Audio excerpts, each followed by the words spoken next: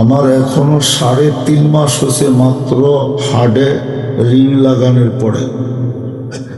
যদিও ডাক্তাররা বলে 6 মাসের আগে কোথাও মুভ না করা, কিন্তু আমার মাত্র 3.5 মাস হয়েছে। এই জন্য উচিত ছিল না আসাটা আর কি, তারপরও চলে আসছি। জানি না আজ রাত্র পুরা করতে পারবো কিনা, স্বাস্থ্যগত অবস্থায় আমি রাত্রটা পুরা করতে পারবো কিনা আমার ভিতর এরকম মনে হয় না। আমার মনে হয় আজকে রাত্রটাই আমার শেষ রাত্র। দোয়া করবেন যদি চলে যাই তাহলে যেন ইমানের সাথে মউত হয়। আমিন। শুধু এতটুক বলেই শেষ করব, যে আখেরাতকে সমস্যা মনে করে, যে আখেরাত আমার সমস্যা, আর যে আখেরাতকে সমস্যা মনে করে না তার জন্য আমার কথা না। সে যদি ভাবে যে আমি লন্ডনী, সিলেটি, আমেরিকান প্রবাসী হিসাবে আমি পার হয়ে যাব, সে পার হয়ে যেতে পারে। ওইখানে আমার কোনো সেও নাই, আপত্তিও নাই। আর যে ভাবে যে আখেরাত আমার সমস্যা, তাহলে তাকে আমি একটা সমাধানের রাস্তা দেখাইতে পারি। এই রাস্তা ব্যতীত আখেরাতের সমস্যার সমাধান করার কোনো রাস্তা নাই। আল্লাহ কে লন্ডনী এটাও দেখবে না, কে আমেরিকান এটাও দেখবে না। নবীর সন্তানই দেখে না, আর আমেরিকান দেখা কি করবে? নবীর সন্তানই তো আল্লাহ দেখেন নাই। নূহ আলাইহিস সালামের সন্তানের দিকে আল্লাহ তাকান নাই, তো আপনার লন্ডনী বাড়ির দিকে কখন তাকাবে? রাগ হয়ে গেলেন? হইলে হইতে পারেন, কোনো আপত্তি নাই, কোনো আপত্তি নাই আপনি আমার উপরে রাগ হইলে। নবীর সন্তানই যখন আল্লাহ দেখেন নাই, তো আপনার দুনিয়ার পজিশন আল্লাহর দেখার সময় নাই। আল্লাহ তো আল্লাহ, আল্লাহ তো আল্লাহ। খলিলের বাবার দিকেই যখন আল্লাহ দেখেন না, তো আপনার দিকে দেখবে কখন? নূহ আলাইহিস সালামের স্ত্রীর দিকেই যখন দেখেন না, তো আপনার দিকে দেখবেন কখন? লূত আলাইহিস সালামের স্ত্রীর দিকে যখন দেখেন না, আপনার দিকে দেখবে কখন? ভালো মতে বোঝো, কাজে দিবে। যুবকদেরকে বলতেছি, নাইলে যৌবনের তরঙ্গ তোমাকে জাহান্নামে নিয়ে ছাড়বে। সুযোগ ছিল এই উম্মতের জন্য, এই উম্মতের জন্য জান্নাত সস্তা ছিল। পানিও এত সস্তা আল্লাহ দুনিয়াতে করেন নাই যতটুক সস্তা এই উম্মতের জন্য জান্নাত করছিলেন। প্রমাণ দিতেছি আমি। এক ঢোক পানি দিয়া ইচ্ছা করলে এই উম্মত রমজানে জান্নাত নিতে পারত।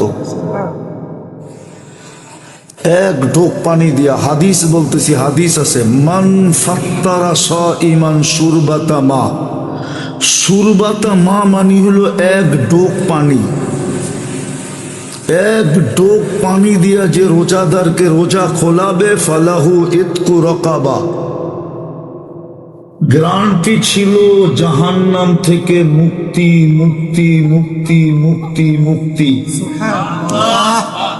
কিন্তু এই মজলিস বা এই গ্রামের একজনও বলতে পারবে না যে আমি প্রতিবেশীকে 1 মাসের জন্য বুক দিছি, যে তোমাকে আমি প্রতিদিন 1 গ্লাস পানি পাঠাবো, তোমার পায়ে ধরা বলি তুমি আমার পানিটা দিয়া ইফতার করবে, তারপরে পেট ভরা যা খুশি তা খাও।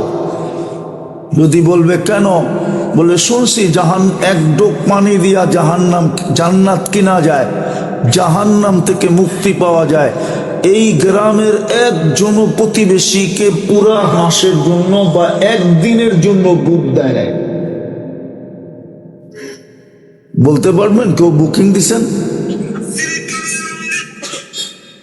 গরিবকে দেওয়ার তো দূরের কথা বললাম, আল্লাহ তো গরিবকে খাওয়াইতে বলে নাই। যেই কোনো রোজাদারকে চাই, সেই রোজাদার যদি 1000 কোটি না লক্ষ কোটি টাকার মালিকও হয়, ওকেও যদি আপনি এক ডোব পানি দিয়ে ইফতার করাইলেন তো আপনার জন্য এই পুরস্কার ছিল। কিন্তু এর চেয়ে সস্তা জান্নাত ওলামা বলুক সিলেটের সব এখানে জমা করে নিয়ে আসেন। কোন উম্মতের জন্য এত জান্নাত এতটুকু সহজ করছিলেন কিনা? কোন উম্মতের জন্য তো ছিল না। বিদায় আখেরাতকে যে সমস্যা মনে করে যে আখেরাত আমার সবচেয়ে বড় সমস্যা, তাহলে আমি আপনাকে একটা সমাধান দেখাইতে পারি। যদি মানি শুধু একটা সমাধান, আখেরাতকে যদি আমি সমস্যা মনে করি আর যদি না মনে করি তাহলে কোনো অসুবিধা নেই, কোনো সে নেই, কোনো ওয়াজ নাই, কোনো নসিহত নেই।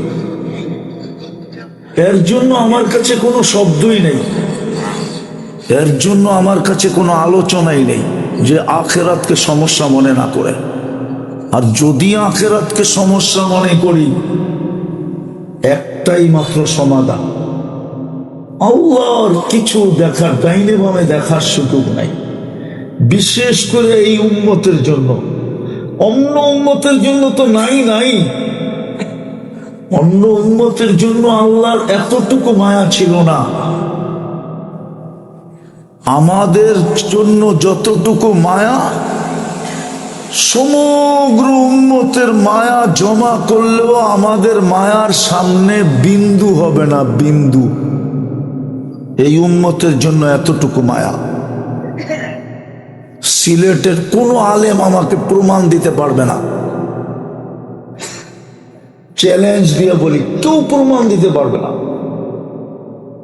হালমিম মুস্তাগফির এই হাদিস কোন উম্মতের নবীর কাছে ছিল না, ছিল না, ছিল, প্রমাণ দিতে পারবে না কেউ। ছিল কোন নবীর কাছে এই হাদিস ছিল না। এই হাদিস তো আমাদের নবী বলছে, ঠিক না? আরো নবীদের হাদিস আছে নাই? যেই উম্মতকে আল্লাহ ডাইকা ডাইকা মাফ করে, ওই উম্মতের জন্য মায়া কতটুকু। তাও আসামিকে ডাইকা ডাইকা মাফ করে। হাল মিন মুস্তাগফির ফাগফির আলা, বুখারী শরীফে আছে, হাল মিন মুস্তাগফির, কি আসিস মাফ চাবি, আমি মাফ করে দেব। যে উম্মত ডাক দিলে মান নাদানি তালাক্কাইতুহু মিন বাঈদ, যে উম্মত ডাক দিলে আল্লাহ গ্যারান্টি দিতেছেন আমি হাতছানি দিয়া বুকে জড়ায়া নেই, যত দূরে থাকি। ওই উম্মতের জন্য ভালোবাসা কতটুকু। আমাদের ভালোবাসার সামনে সমগ্র উম্মতের ভালোবাসা বিন্দু না, বিন্দু। এতটুকু ভালোবাসা আমাদের জন্য, এতটুকু ভালোবাসা আমাদের জন্য। এই জন্যই বলতেছি যে আখেরাতকে সমস্যা মনে করে, যে কবরকে সমস্যা মনে করে, যে মৌতকে সমস্যা মনে করে, যে জাহান্নামকে সমস্যা মনে করে, যে হিসাব কিতাবকে সমস্যা মনে করে, যে মিজানের পাল্লাকে সমস্যা মনে করে, যে কিয়ামতের দিন 50,000 বছর দাঁড়ায় থাকাকে সমস্যা মনে করে, সূর্য 1.5 কিলোমিটার উপরে মাথার উপরে হবে, 1.5 কিলোমিটার উপর থেকে তাপ দিবে। এখন তো 9,30,00,000 মাইল দূর থেকে তাপ দেয়, ওই দিন 1.5 কিলোমিটার দূর থেকে তাপ দিবে। যেই দিন তুবাদ্দিলুল আরদা গায়রাল আরদ, জমিনকে উল্টায় দেওয়া হবে, নিচে আগুন জ্বালায় দেওয়া হবে, আর উপরে সূর্য 1.5 কিলোমিটার দূর থেকে তাপ দিতে থাকবে। ওই দিনকে যে সমস্যা মনে করে, ওই দিনের জন্য একটাই সমাধান, একটা সমাধান দেখাইতেছি। যদি সমস্যা মনে করি, আর যদি মনে করি যে আমার তো দলীয় কার্ড আছে, আমি দলীয় কার্ড দেখায় দেব, আমার তো পদবীর কার্ড আছে, আমি পদবীর কার্ড দেখায় দেব, আমি তো ইংল্যান্ডের পাসপোর্ট দেখায় দেব, আমি তো ক্যানাডার গ্রিন কার্ড দেখায় দেব, আমি তো আমেরিকার গ্রিন কার্ড দেখায় দেব। আমি তো দেখায় দিব আমি এত বড় বাড়ির মালিক, আমি তো দেখায় দিব আমি এত বড় পয়সা আর টাকার মালিক, এত বড় ক্ষমতার মালিক, তার সাথে আমার কোনো সে নাই। যে মনে করে এগুলো আমার সমস্যা, যেটা বললাম মৃত্যু থেকে নিয়ে জান্নাতে পৌঁছা পর্যন্ত এটা আমার সমস্যা, যে মনে করে।